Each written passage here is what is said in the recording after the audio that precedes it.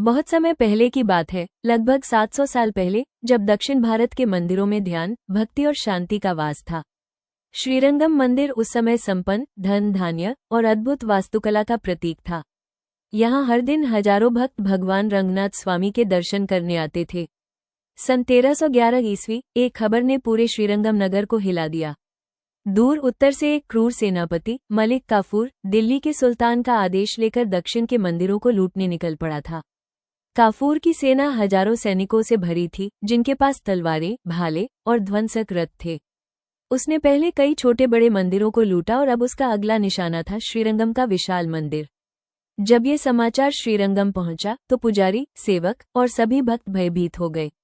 अगर वो यहाँ आया तो हमारा क्या होगा, भगवान की मूर्ति का क्या होगा? लेकिन उसी भय के बीच भक्ति की ताकत ने सबको खड़ा कर दिया। मुख्य पुजारी ने रात में ही सबको बुलाया और कहा, हम अपने भगवान को किसी लुटेरे के हाथों नहीं सौंप सकते। चाहे जो हो जाए, हमें उनकी रक्षा करनी होगी। रात के अंधेरे में तेज हवाएं चल रही थी और कावेरी नदी का पानी भी जैसे उफान पर था।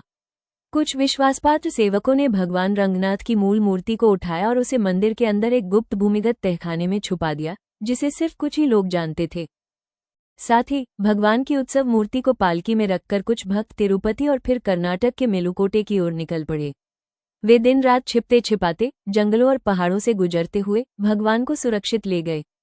इधर कुछ ही दिनों बाद मलिक काफूर की सेना श्रीरंगम में घुस गई। उन्होंने मंदिर के गोपुरम तोड़ डाले, रत्नों, सोने, चांदी और अनमोल मूर्तियों को लूट लिया। कई पुजारियों और भक्तों ने मंदिर की रक्षा करते हुए अपने प्राण गंवा दिए, लेकिन उन्होंने भगवान की असली मूर्ति का राज बाहर नहीं आने दिया। मलिक काफूर खुद भी भगवान रंगनाथ की मूल मूर्ति को ढूंढ नहीं पाया। कुछ महीने बाद जब काफूर की सेना लौट गई तो वो भक्त जो भगवान की उत्सव मूर्ति को लेकर गए थे, धीरे धीरे वापस आने लगे। श्रीरंगम के बचे हुए लोग, जिन्होंने सब कुछ खो दिया था, उन्होंने अपने आंसुओं के साथ भगवान की मूल मूर्ति को फिर से निकाला। एक भव्य समारोह में फिर से भगवान की प्रतिष्ठा की गई। चारों ओर भजन गूंजने लगे, रंगनाथ स्वामी की जय।